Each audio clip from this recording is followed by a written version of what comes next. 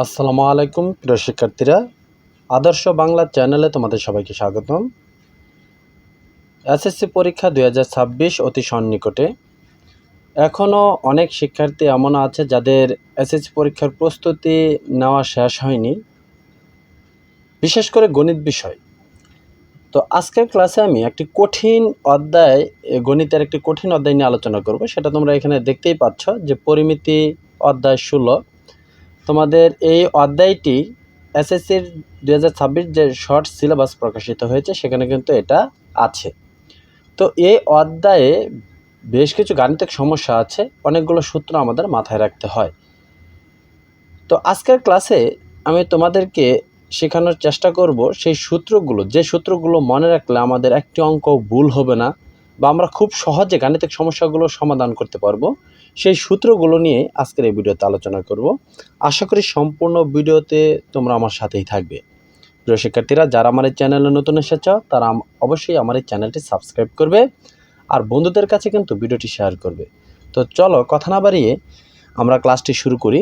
তো আজকের ক্লাসে আমরা জানব পরিমিতি অধ্যায়ের যে ত্রিভুজ সংক্রান্ত গাণিতিক সমস্যাগুলো আছে সেই গাণিতিক সমস্যাগুলো সমাধান করার জন্য আমাদের যে সূত্রগুলো মনে রাখতে হবে। তো দেখো, আমরা এখানে মূলত তিনটি ত্রিভুজ নিয়ে আলোচনা করব। প্রথমটা হচ্ছে সমকোণী ত্রিভুজ। সমকোণী ত্রিভুজ আশা করি তোমরা সকলেই চেনো, যার একটি কোণ হচ্ছে সমকোণ অর্থাৎ 90 ডিগ্রি, এরকম একটি ত্রিভুজকে বলা হয় সমকোণী ত্রিভুজ। আবার আরেকটি ত্রিভুজ হচ্ছে বিষমবাহু ত্রিভুজ, অর্থাৎ যার কোনো বাহুই সমান না, এরকম ত্রিভুজকে আমরা বলি বিষমবাহু ত্রিভুজ। আরেকটি হচ্ছে সমবাহু ত্রিভুজ, যার প্রত্যেকটা বাহুই হচ্ছে সমান। তো এরকম তিনটি ত্রিভুজের গাণিতিক সমস্যাগুলো কিভাবে তোমরা সমাধান করবে সে বিষয়টা নিয়ে আজকে আমরা আলোচনা করব। তো প্রথমেই দেখো, এই 1 নাম্বার ত্রিভুজটি নিয়ে আলোচনা করব, যা হচ্ছে একটি সমকোণী ত্রিভুজ। তো সমকোণী ত্রিভুজের ধরে নিলাম আমরা ভূমি এ, এবং এক্ষেত্রে ধরো তোমার লম্ব হচ্ছে এ, ভূমি বি এবং অতিভুজ হচ্ছে সি। প্রত্যেকটা ত্রিভুজের বেলাতে আমরা এইভাবে নামকরণ করে নিই, তাহলে আমাদের বুঝতে সহজ হবে। তো দেখো, একটি সমকোণী ত্রিভুজের ক্ষেত্রফলের সূত্রটা কি হতে পারে। তো আমরা প্রথমে ক্ষেত্রফলের সূত্রটি দেখি। ক্ষেত্রফল হবে, এটা কিন্তু আমরা ছোট থেকেই কিন্তু শিখে আসছি, প্রাইমারি স্কুল থেকে। সমকোণী ত্রিভুজের ক্ষেত্রফল সূত্রটি হচ্ছে হাফ ইন্টু ভূমি গুণ উচ্চতা। উচ্চতাটাকে আমরা এখানে এ ধরেছি, সাধারণত এইচ দিয়ে ধরা হয়। ভূমিটাকে আমরা বি ধরেছি, অর্থাৎ হাফ ইন্টু ভূমি গুণ উচ্চতা, লাস্টে কিন্তু বর্গ একক। যদি মিটার এককে দেওয়া থাকে তাহলে হবে বর্গ মিটার, যদি সেন্টিমিটার এককে থাকে বাহুগুলোর মান তাহলে এখানে দিতে হবে বর্গ সেন্টিমিটার। তো আমরা এখানে বর্গ একক বর্তমানে লিখছি। যখন তোমরা এখানে মান বসিয়ে লিখবে, অবশ্যই মানের সাথে যে এককটা দেওয়া থাকবে সেই এককটা এখানে এককের জায়গায় লিখবে। তারপর দেখো, সমকোণী ত্রিভুজের ক্ষেত্রফলের সূত্র তো আমরা দেখে নিলাম। এখন এখানে দেখো, সমকোণী ত্রিভুজের বেলায় পিথাগোরাসের একটি সূত্র আছে। তো এক্ষেত্রে পিথাগোরাসের সূত্রটা হলো 2 নাম্বার। এই পিথাগোরাসের সূত্র ব্যবহার করে যদি দুইটি বাহুর মান দেওয়া থাকে তাহলে তোমরা তৃতীয় বাহুর মান তোমরা খুব সহজেই বের করতে পারবে। তো পিথাগোরাসের সূত্রটা হলো, এক্ষেত্রে হচ্ছে অতিভুজ স্কোয়ার সমান হচ্ছে ভূমি স্কোয়ার প্লাস হচ্ছে লম্ব স্কোয়ার। তো এখানে কিন্তু দেখো আমরা খুব সংক্ষেপে লিখেছি, এখানে অতিভুজের বর্গ সমান হচ্ছে লম্ব এবং ভূমির বর্গের সমষ্টির সমান। তো এই সূত্রটা প্রয়োগ করে কিন্তু তোমরা খুব সহজেই কিন্তু যে কোনো বাহুর মান তোমরা বের করতে পারবে। তারপর দেখো, তৃতীয় যে সূত্রটা আমরা শিখবো সেটা হচ্ছে পরিসীমা। তো পরিসীমা হচ্ছে তিনটি বাহুর, এক্ষেত্রে যেহেতু ত্রিভুজের তিনটি বাহু আছে তাই তিনটি বাহুর সমষ্টি হচ্ছে পরিসীমা। তাই পরিসীমার সূত্রটা কি হবে, পরিসীমার সূত্রটা হলো যে এখানে যে কয়টি বাহু দেওয়া থাকবে, বাহুগুলোর মান যত দেওয়া থাকবে সেগুলোকে তোমরা কি করে দিবা, যোগ করে দিবা। অর্থাৎ এ প্লাস বি প্লাস সি, তারপর হচ্ছে একক। অর্থাৎ বাহুগুলো যদি সেন্টিমিটার এককে থাকে তাহলে এখানে যোগফলের পরে তোমরা এখানে সেন্টিমিটার লিখে দিবা, আর যদি মিটার থাকে তাহলে এখানে যোগফলের শেষে মিটার এককটা লিখে দিবা। তো এইভাবেই কিন্তু আমরা ত্রিভুজের গাণিতিক সমস্যাগুলো সমাধান করতে পারি।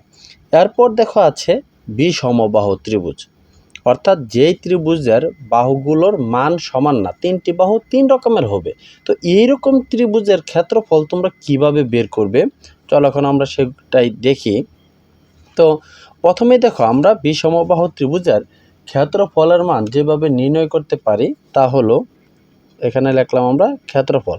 তো ক্ষেত্রফলের মান নির্ণয় করার আগে আমাদের একটি বিষয় এক্ষেত্রে জানতে হবে, সেটা হচ্ছে যেহেতু ত্রিভুজের বাহুর মান সমান না, তাই এটাকে আমরা পরিসীমা দিয়ে নির্ণয় করতে হবে ক্ষেত্রফলটা। তো পরিসীমা প্রথমে আমরা বের করব, তারপর সেই পরিসীমাটার অর্ধেক পরিসীমা নিয়ে আমরা ক্ষেত্রফল বের করব। তো প্রথমে দেখো, অর্ধ পরিসীমা আমরা কিভাবে নির্ণয় করতে পারি, যে অর্ধ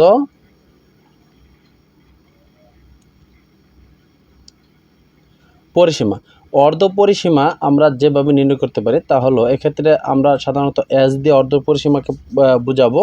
সেটা আমরা নির্ণয় করব কি, তিনটি বাহুর যোগফল আগে নির্ণয় করব, তারপর সেটাকে আমরা 2 দিয়ে ভাগ করে দিব।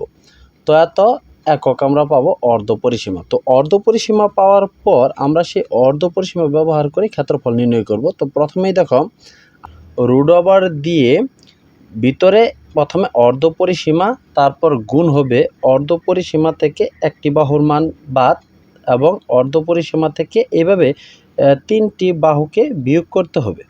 বিয়োগ করে সেই বিয়োগ ফল দিয়ে আমাদের এই অর্ধ পরিসীমাকে গুণ করতে হবে।